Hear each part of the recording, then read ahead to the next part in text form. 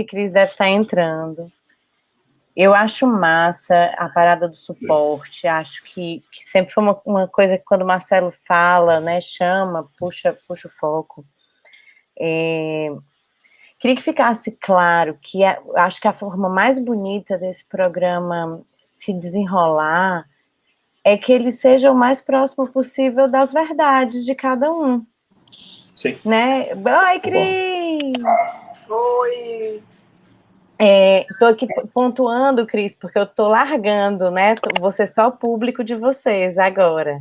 Então, estou aqui dando, né, os meus posicionamentos finais aqui. Dizer que fico muito feliz desse encontro e desse menino que nasce, né? Que se desenvolve. Acho que é importante para que a fruição e o funcionamento e o crescimento desse programa aconteça, que ele seja imbuído das verdades que os atravessam. Então, assim, quando a temática do suporte vem, e aí acho que pode ser até um jogo de dinâmica, né, das melhores relações dos programas, assim, porque vem muito dessa fala que o Marcelo já estava trazendo, porque é uma coisa que ele pesquisa, que ele tem estudado, né, essa coisa do suporte, e aí vem Cris com as visões dela, que é suporte, né, ocupa esse lugar de ser esse suporte. Mari, que está tentando estudar isso, e que talvez, Mari, acho importante que você abrace o meu lugar de ignorante, sendo agora o seu lugar de ignorante, porque mesmo como pesquisadora de cunho acadêmico, oi, Nath, bem-vinda. Mesmo como pesquisadora de cunho acadêmico, eu acho que quando a gente vai falar dessas pessoalidades mais humanas, né, o que a gente trabalha é empatia. Então, a gente traz esse distanciamento. Estou dizendo para você trazer o seu discurso para esse lugar, não, viu? Estou dizendo é que entre essas falas, a tua fala é aquela fala que mais provoca do que a que posiciona.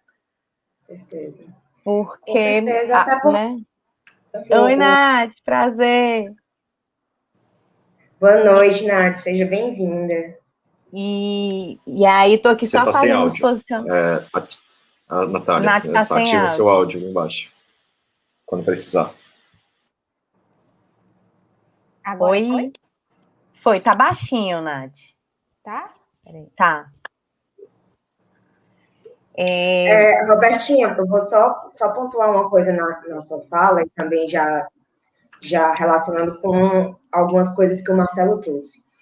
Eu acho muito importante na composição, digamos assim, do nosso programa, né, nos próximos episódios, a gente sempre contar com a participação de alguém dentro do espectro, de um autista.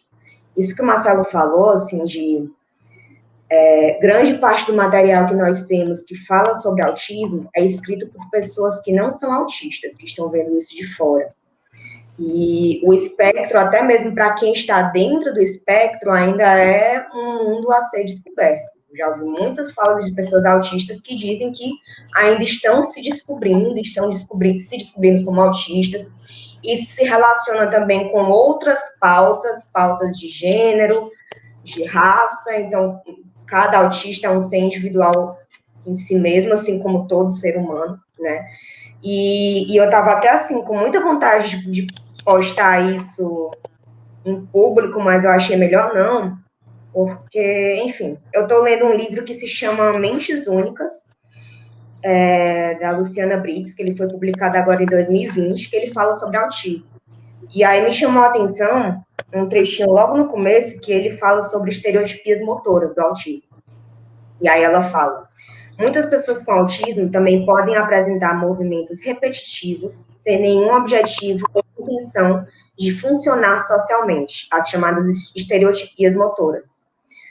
Quando eu li isso, eu fiquei muito indignada, porque as estereotipias elas têm uma função muito importante na regulação sensorial do autismo. Né? Os estímulos, eles têm um propósito funcional, eles estão ali para um propósito de regulação sensorial. E você tirar isso do autista como se ele não tivesse nenhum tipo de função, né, nem do ponto de vista biológico, digamos assim, nem do ponto de vista de comunicar algo, pode ser extremamente prejudicial ao autista. Né? Então, o que a gente tem que fazer é, caso o estímulo, né, ou a estereotipia, como quiser chamar, esteja, de alguma maneira, ocasionando uma ameaça à integridade física do autista ou das pessoas que o rodeiam, de você tentar modificar esse estímulo para que ele seja manifestado de outra forma, mas o que eu quero dizer é que quem está de fora e não vivencia o espectro pode atribuir um sentido completamente errôneo a tal atividade, né, que seja manifestada por aquela pessoa. Então, eu acho muito importante, assim, que como o papo atípico, ele tem a função justamente de ser um suporte, né, porque ele é um lugar de diálogo, de informação, a gente ter sempre aqui a figura do autista, e aí a gente vai dialogando com outras pessoas que estão se relacionando com o espectro, porque não basta o autista falar sobre autismo, né? A mesma coisa de eu discutir feminismo só com mulheres, porque para o feminismo ele ser posto em prática, você precisa ter a atuação de todos da sociedade, né? A intenção é a gente atuar como esse local de diálogo. E aí, assim, só para introduzir o assunto, eu acho interessante destacar alguns pontos sobre o autismo, principalmente porque, assim, a gente já teve uma conversinha sobre capacitismo, mas eu acho que agora a gente está delineando melhor, assim, o que é o papo atípico, né?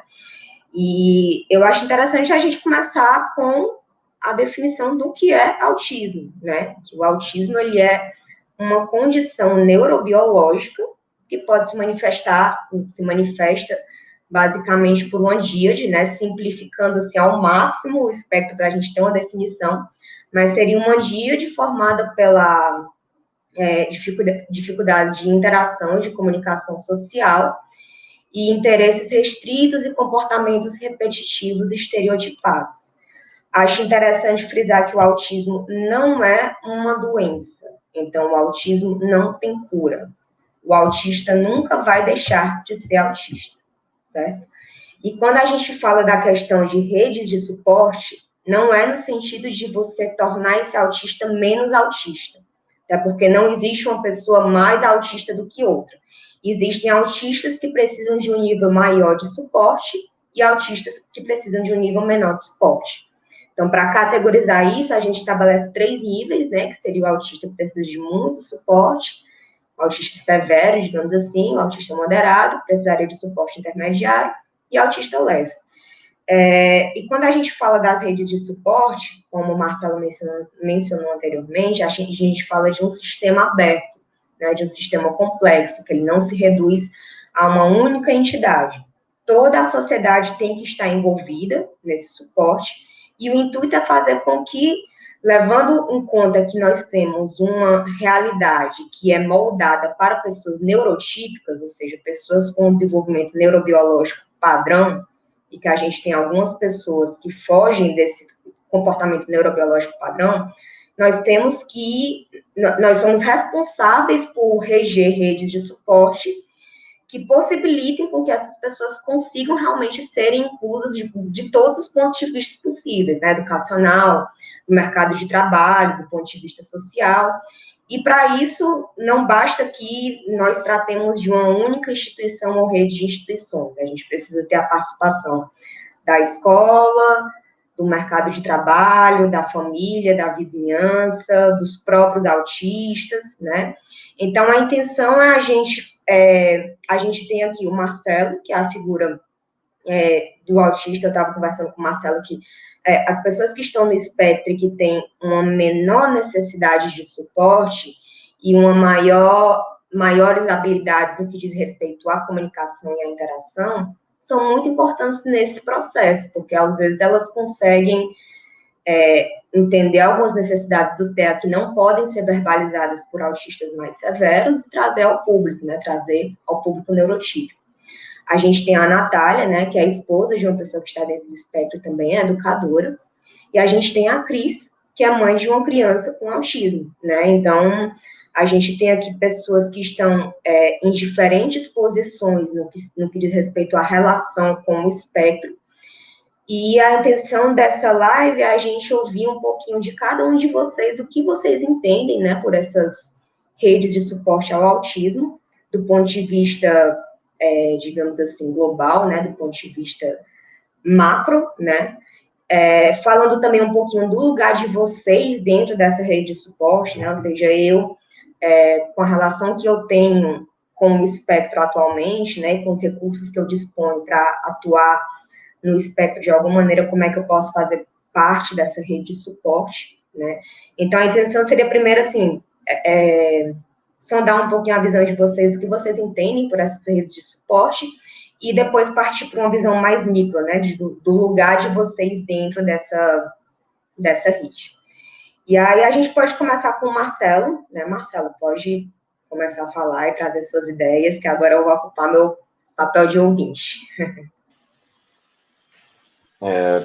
Primeiro de tudo, muito bacana, gente. Só um minuto. Só para eu colocar aqui um negócio, porque aqui é isso tudo, mas também é lugar de arte. Então, vamos botar uma artezinha para dar uma inspirada, enquanto a Cris vai encontrar um jeito, Cris, de a gente conseguir te ver, que tu tá só na penumbra. Tem uma luzinha, tu tá tipo pôr do sol. Melhor. Se é uma briga pra mostrar quem tem mais força, ouça. Não faço muita questão. Sou magra de corpo, sem músculos fortes. Minha alma é a arma, não tens esse porte. E não que eu me importe, mas vou te dizer: eu tenho suporte, eu suporto perder.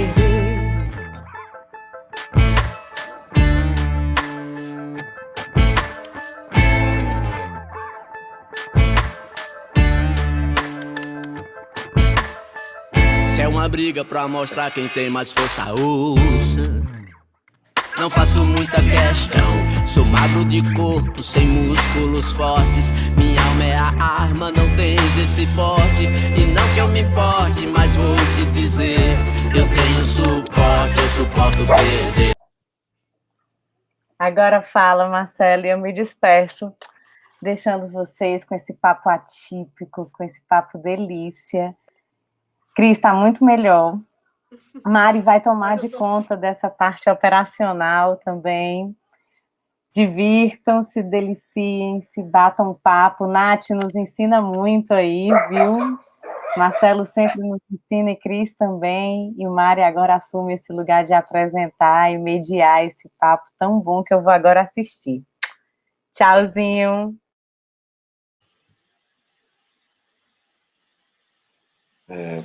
Bem, eu fiquei abobado quase. Eu acho que, pegando o gancho desse vídeo, né, que é massa, e tudo que a gente tem para falar, e você ser o mais sucinto e o mais didático possível, porque talvez seja esse o meu objetivo pessoal, quando eu encontro pessoas na rua, quando eu converso com pessoas, não só sobre o autismo, mas sobre todas as neurodiversidades e também sobre todas as diversidades e sobre todas as coisas que a gente precisa entender, fragmentar para digerir, sobre vários assuntos.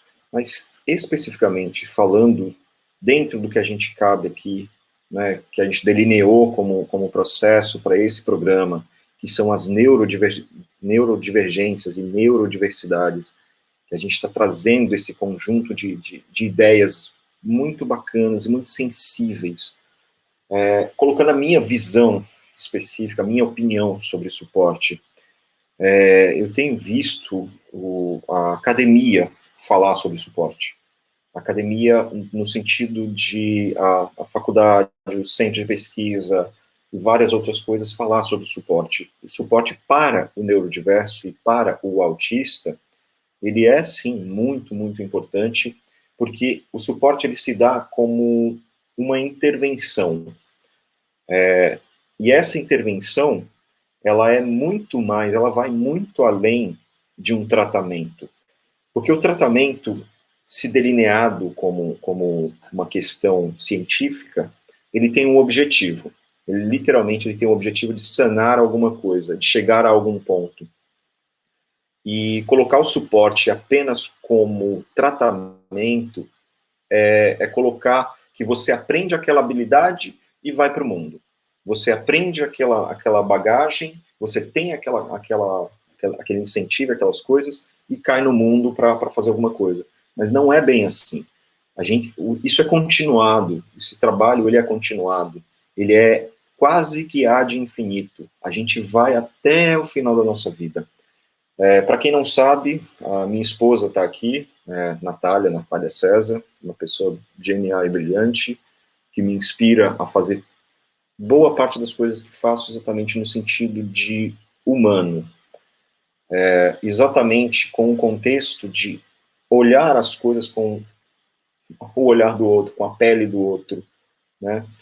E colocar essa visão de suporte apenas normalista, essa coisa de é um tratamento, é isso, não é bem assim.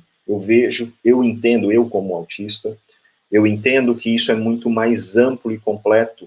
E por que disse que minha esposa está aqui? Porque ela é o meu suporte. A minha família, em certo momento da minha vida, eu não me tornei autista porque me descobri autista aos 36 anos. Eu sempre fui autista. Isso é uma coisa que já falei em certo momento. Mas eu faço questão de repetir porque essa é uma ideia de que as pessoas têm, especialmente quem me conhecia e me reconhece agora, percebe as diferenças. Eu estou mais íntegro, eu me sinto mais feliz, porque eu me reconheço desta forma. Eu me reconheço como uma pessoa restrita e limitada em certos assuntos. Vou dar um exemplo muito, muito clássico. Hoje, eu e minha esposa saímos para cortar o cabelo. Eu precisei sair para o metrô. Eu senti a falta dela, porque quando eu saio com ela, é como se fosse um amparo, porque eu nesse momento de pandemia recente, ontem, eu passei 18 dias em casa sem sentir absolutamente nenhuma necessidade de sair na rua para fazer qualquer coisa, para ver o porteiro na portaria, moro num prédio. Mas chegou um certo momento que eu disse, cara, será que é bom, mesmo estando frio, ontem estava frio, ir no parque, é um parque aqui pertinho de casa, o Parque do Flamengo, ir na praia, ver pessoas, ver as coisas acontecendo, porque eu estou há 18 dias em casa sem sentir a necessidade de sair. Então, é isso, eu percebi que eu estava me enclausurando. Por que isso é ruim? Porque quando eu preciso sair na rua, é como se fosse um soco na cara. Tudo é muito pesado, tudo é muito denso, né? E estando com a pessoa que não apenas amo, mas a pessoa que me suporta, de muitos aspectos, inclusive humano, porque eu sou chatinho também, mas, e ela sabe disso, mas a questão exatamente de como a gente lida isso de mãos dadas, com uma pessoa dando apoio. Apoio não é só a intervenção educacional, não é só a intervenção, é claro que isso é extremamente necessário, e isso é um assunto muito importante que a gente vai abordar aqui nos próximos programas, sobre a educação como um todo. Mas, dentro desse contexto, a minha esposa, neste momento, é o meu pilar, é o meu suporte. Eu acho que sem ela, eu não teria me modelado a esta forma. Primeiro que quem percebeu as inúmeras diferenças que existiam na minha ação, no meu dia a dia, nas minhas interações, foi a minha esposa. E foi a partir do olhar dela que eu comecei a perceber, realmente tem coisa aí. E a partir dessa ideia é que a gente começou a construir essa relação exatamente para embasar. Eu vou fazer terapia, naquele momento eu estava deprimido, estava depressivo e sentia essa necessidade, e em seguida foram acontecendo coisas que me delinearam o olhar para o autismo. Não é que se eu não fosse autista, isso precisa ficar claro, e eu já conversei com a minha esposa sobre isso também, e a gente sempre conversa às vezes ou no café da manhã ou no café da tarde, exatamente sobre essas questões de, será que se eu não fosse autista, eu prestaria atenção neste tema específico? Minha resposta é sim, porque eu já prestava atenção nesse assunto já antes. Esse assunto ele já era um assunto que estava ao meu redor, essencialmente porque já era um assunto que participava do cotidiano da minha esposa como professora, porque ela me trazia as experiências e eu dizia, nossa, que interessante, gostaria de entender um pouco mais sobre isso, e vi nos livros, vi nos filmes, e a partir desses olhares, foi que eu percebi, realmente alguma coisa em mim que aponta para o autismo e vamos cuidar disso. Não é tratar, eu não preciso de tratamento, eu preciso de cuidados, eu preciso de carinhos, assim como toda e qualquer pessoa. Não estou dizendo que apenas neurodiversos, né, nós como todos, precisamos de um suporte especial, um carinho especial, uma educação especial. Não estou dizendo isso, estou dizendo que todos nós, como humanos, precisamos de um suporte de alguma forma. E o mais interessante é exatamente observar isso com igualdade, observar isso com aderência, observar isso com carinho. E não é só ficar nichado, a gente, autistas com autistas, disléxicos com disléxicos, foi mal. Então, outras questões, outros grupos de pessoas diversas, e a gente vai construindo uma imagem de uma nova ponte, um novo patamar, e uma nova ideia de suporte. E suporte é isso. Suporte não é um suporte, não é o suporte, é o sistema de suporte. Gostaria já de provocar a Natália, e se Cris pode ficar à vontade já para intervir. Exatamente. Primeiro, só identificar isso é uma questão que é pública, né? Inclusive está no perfil dela, da Natália, minha esposa. Ela é disléxica, então ela está dentro do espectro de neurodiversidades também. Você imagina numa casa em que existe um autista super pragmático e uma disléxica que às vezes confunde as coisas, a ordem das coisas, e a gente às vezes tem problemas de comunicação, mas como a gente resolve isso? Com muito carinho, com muita atenção, a gente para e pensa. Então, puxo a palavra, se Cris quiser intervir, fica à vontade, Natália. Marcelo, Mari, deixa eu só fazer uma pontuação bem rápida sobre o que você falou. Eu acho que quando a gente parte para essa linha de tratamento, a gente entra muito num viés no sentido de a gente querer que o autista alcance determinados padrões que a gente julga ser padrões de normalidade, né? Quando a gente fala de intervenção, a gente está falando de um aspecto mais contextual, porque o tratamento, ele se direciona a um sintoma, né? E o sintoma, ele deriva de uma causa. Se você trata o sintoma em si, aquela causa ele vai continuar existindo e talvez ela se manifeste por outros sintomas. E o tratamento, quando a gente fala de intervenção, a gente fala de ações que elas são capazes de serem modificadas à medida que o contexto em que a pessoa vivencia vai sendo modificado. O Marcelo, por exemplo, ele apresenta demandas diferentes das quais ele apresentava no período pré-pandemia, né? Então, a intervenção, nesse caso, muda, né? Não é a mesma intervenção de antes. Então, eu acho que é muito importante a gente fazer essa diferenciação, porque a intervenção, ela é justamente como o Marcelo falou, uma questão contínua, que ela vai mudando de acordo com o contexto e de acordo com a própria trajetória de vida do autista, né? Porque as demandas que uma pessoa no espectro tem quando é criança é diferente do que ela tem quando é adolescente, quando é adulta. A gente está tratando aqui de um sistema dinâmico que a gente não consegue isolar um sintoma e tratar aquele sintoma sem investigar todas as causas que estão relacionadas a ele, né? Então, eu acho que quando a gente fala de intervenção, a gente está justamente buscando, pode até ser associada a um tratamento, porque muitas vezes a pessoa está apresentando ali comorbidades que precisam de ações emergenciais, mas o tratamento não é suficiente, né? Ele tem sempre que ser atrelado à questão da intervenção. E aí, gente, podem ficar à vontade para pegar o lugar de fala agora.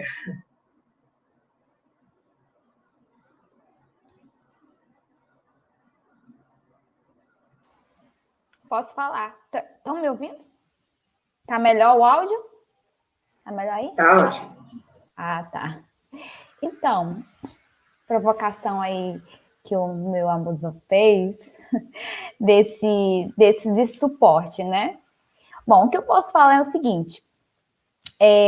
Eu tenho essa vivência, na verdade, né, como professora. Eu sou professora da rede estadual, mas já também dei muita aula para criança de teatro, né? Sou professora de teatro. Atualmente eu estou dando aula na licenciatura curso de formação de professores de teatro da Faculdade Estácio.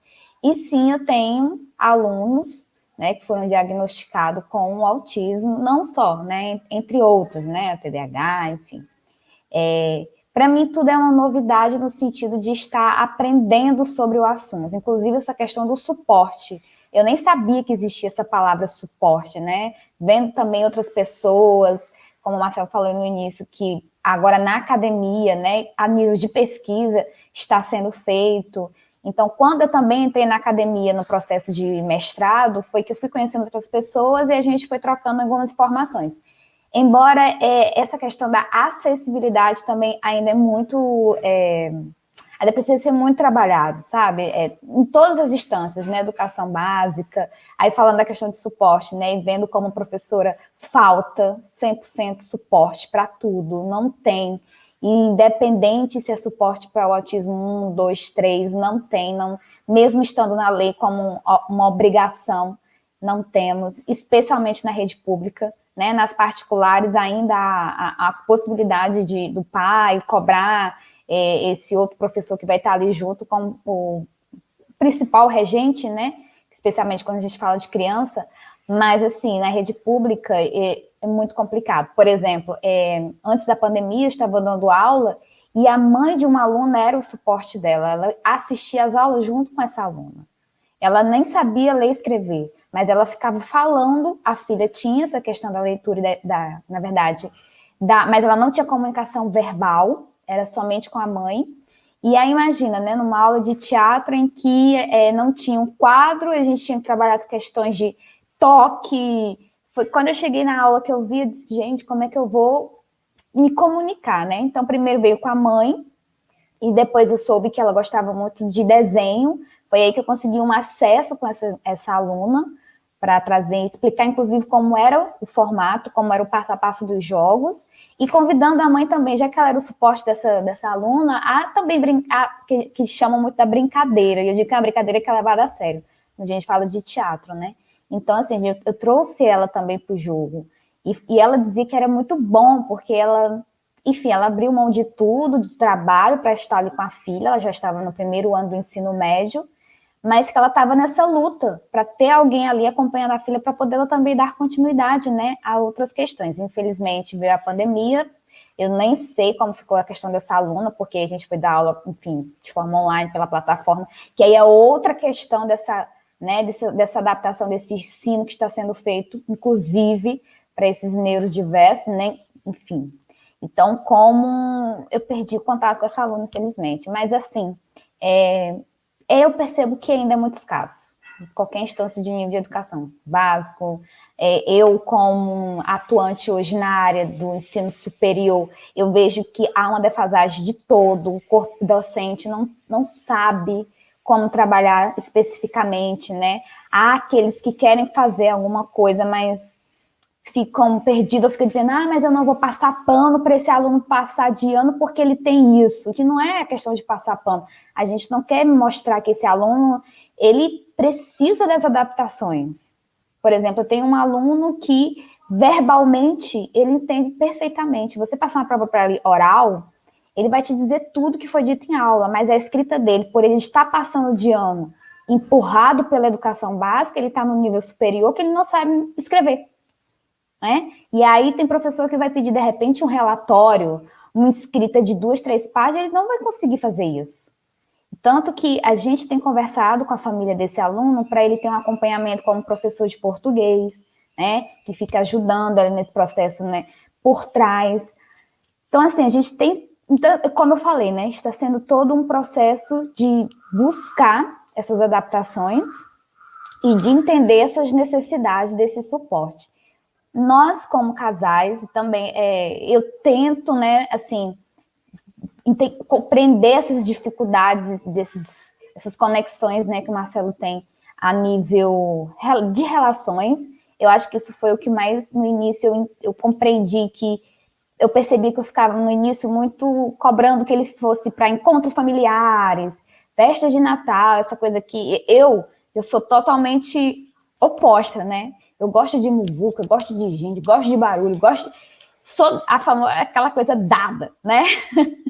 E ele não tinha. Ele, quando ia por mim, eu vi que ele não se sentia bem. Não conseguia uma conexão. A gente chegou a ter várias discussões sobre isso, porque, né, primeiro vinha aquele momento de eu quero porque quero, e depois entender que tem alguma coisa que ele não precisa, e eu tenho que entender e respeitar. Então, quando ele quer ir por ele, e nesse processo de adaptação, ok. Se ele não quer ir, não deixo de ir. A gente sempre tem esse acordo, né? Aqui, se não quer ir, eu vou. E, enfim, respeitando os lugares e os limites de cada um. Eu acho que é uma forma, né, que a gente encontrou de lidar com essas questões sem desrespeitar, enfim, são isso. Alguns pontos que eu tô lembrando mais ou menos, né, dessa questão de ser suporte para ele, né, nessa questão de... realmente, na pandemia, eu percebo que ficar em casa mais tempo, até para mim também, esse processo de adaptação, né, de ficar em casa. Eu percebi, por exemplo, como disléxica, que isso também me afetou, tanto que agora eu também comecei a fazer um processo de terapia por conta de ansiedade. A gente acaba ficando nesse momento, né, de, enfim, várias notícias, as pessoas próximas vão ficando doentes, vão tendo essas questões. E aí eu comecei a ficar nesse âmbito de... A minha dislexia, como diz a minha fono, é a dislexia compensada.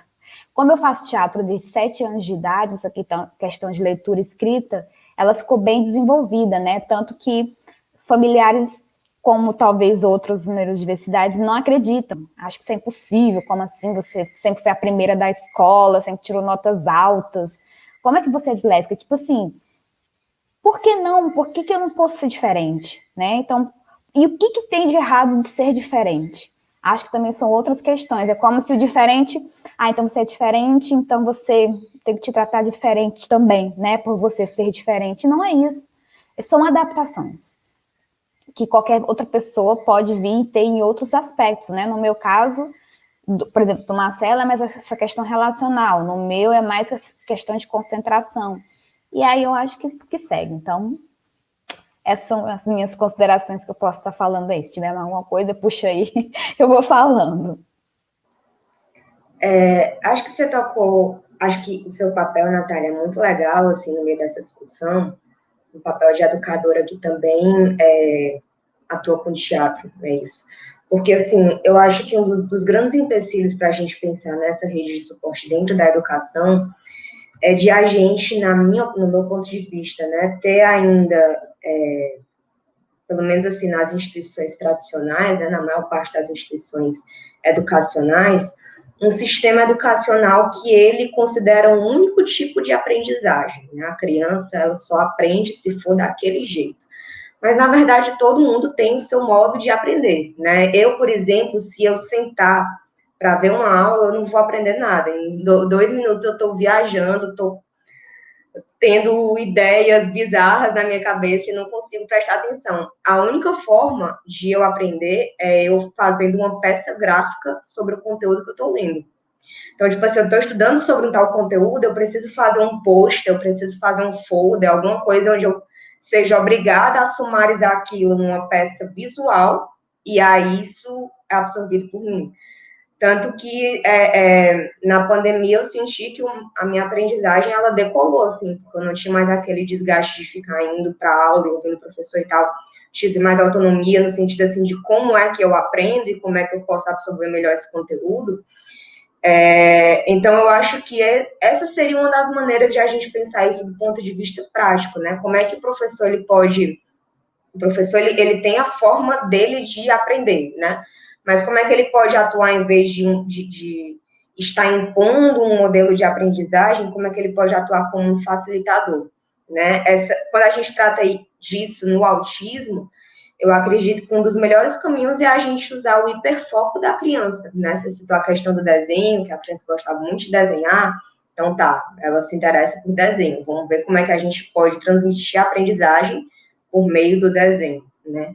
Acho que muitos autistas relatam isso, assim, a gente fica se perguntando como é que é a melhor maneira de interagir, de chegar, usa os interesses da criança, as habilidades da criança, as potencialidades dela, né? Eu acho que, independente, assim, do nível de severidade, no que diz respeito ao acometimento da fala, o papel assim do educador, eu acho que seria identificar o que move a criança, né? O que chama a atenção dela, como é que eu posso me aproximar dela. E eu acho que isso requer uma certa flexibilidade, né? No sentido de você ter o conteúdo e a intenção não é você simplesmente passar o conteúdo, é fazer com que esse conteúdo faça sentido para quem está aprendendo, né? Porque você não consegue forçar ninguém a aprender, você pode informar, mas a aprendizagem ela não é forçada, ela tem que fazer sentido para quem está aprendendo, né?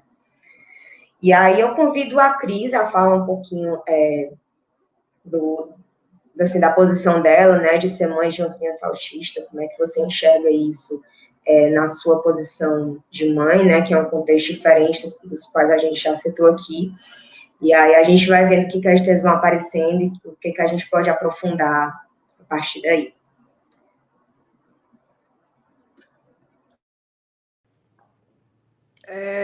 Nessa questão de suporte, né, no caso do Davi, que é uma criança que não fala,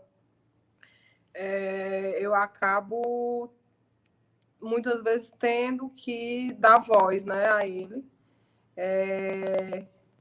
E isso também pode ser ruim, né, porque quando a gente vai lá e diz o que a criança está querendo dizer, ela vai perder a oportunidade de ela mesma dizer, né? Porque, assim, quando eu sei o que ele quer e eu dou logo, ele não se esforça. Mas se eu não dou logo, às vezes sai um dá, sabe? E aí tem isso, né? De ser mãe de uma criança que ainda não verbaliza. Existem vários aplicativos, né, que você pode usar como comunicação alternativa, né? Tem o PEX, que é o sistema de troca de imagens, que foi substituído muito pelos aplicativos, né? Que era usado a figurinha mesmo, né? E aí, hoje em dia, com o advento dos smartphones, dos iPads, né, já tem essa ferramenta para se usar com eles. E funciona muito bem. Eles conseguem se comunicar muito bem. Eu estou meio que engateando com o Davi nisso, sabe? Eu estou usando um cartão de sim e não, que é assim, o começo, né? O mais simples de todos. E aí eu acabo descobrindo que ele entende tudo, sabe? Um dia desse eu estava com esse cartão, eu vi que ele queria comer alguma coisa, eu tinha duas opções, eu tinha carne e eu tinha batata doce. E na minha cabeça eu tinha certeza que eu ia oferecer a carne e ele ia super querer. Aí eu lembrei do cartão, eu vou usar o cartão. Aí eu perguntei, quer carne? Ele não. Aí ele queria batata doce, ele sim. Quer dizer, ele entende, ele sabe o que é batata doce, ele sabe o que é carne, ele sabe o que é que ele quer, né? E aí eu vou me surpreendendo com as coisas que ele sabe. Por ele não falar, ele acaba que ele sabe muita coisa que eu penso que ele não sabe porque ele não verbaliza. Eu pensava que ele não sabia as cores. Aí eu pedi para a psicopedagoga uma atividade para ajudar ele a conhecer as cores. Quando eu fui fazer a atividade que ela me mandou, que era super simples, mandou pintar tal coisa de azul. Aí era para eu mostrar para ele 2 lápis de cor, um que fosse azul e um que não fosse azul. E aí, nessa experiência, eu descobri que ele sabia todas as cores, até as cores mais assim, roxo, né? E aí tem essa coisa, né? Às vezes a gente subestima muito, né? Por ele ser uma pessoa neurodiversa, ele vai ter o jeito dele de se comunicar, né?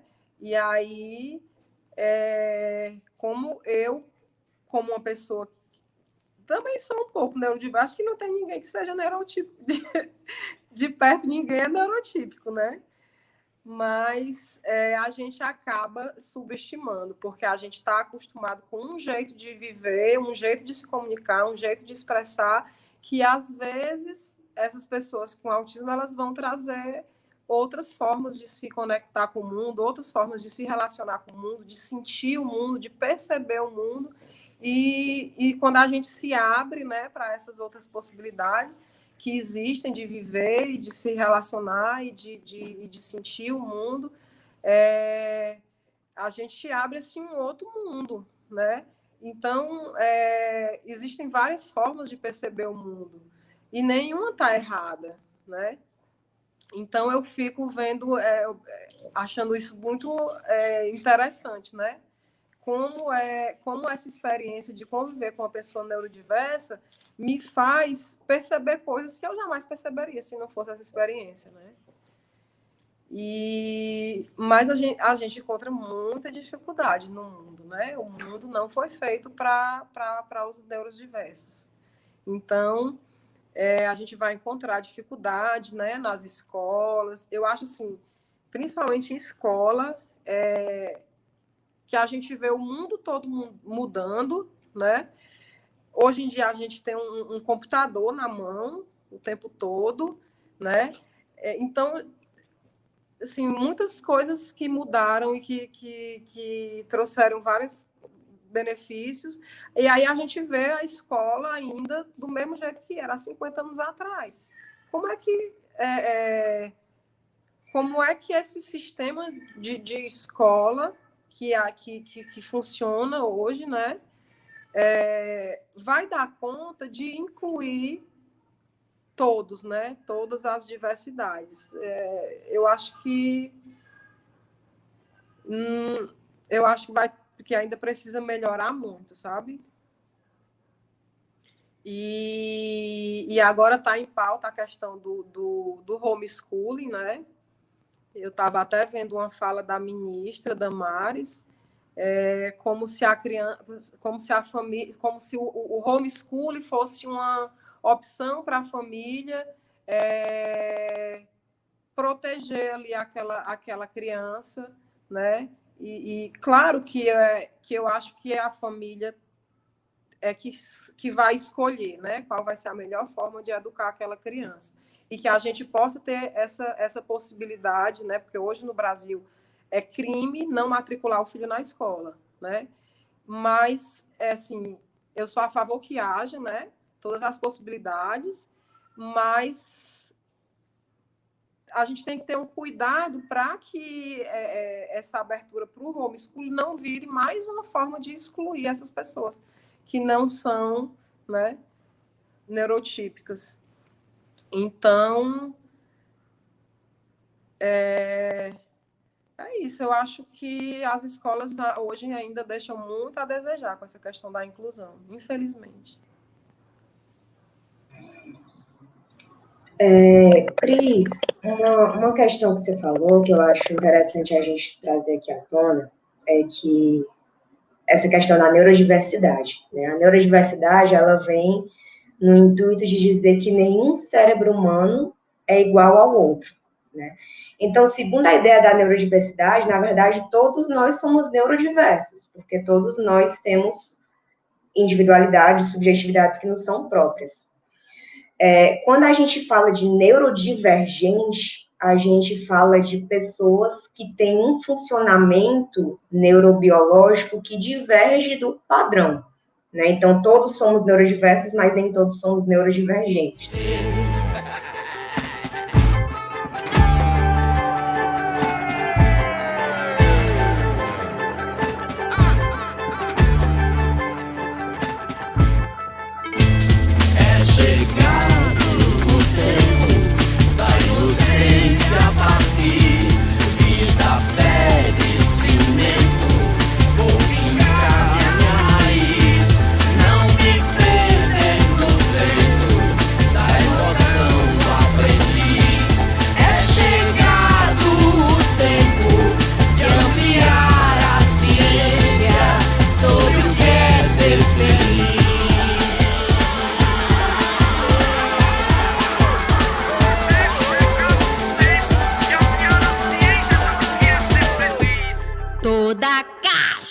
Rompendo a ganhar cicatriz.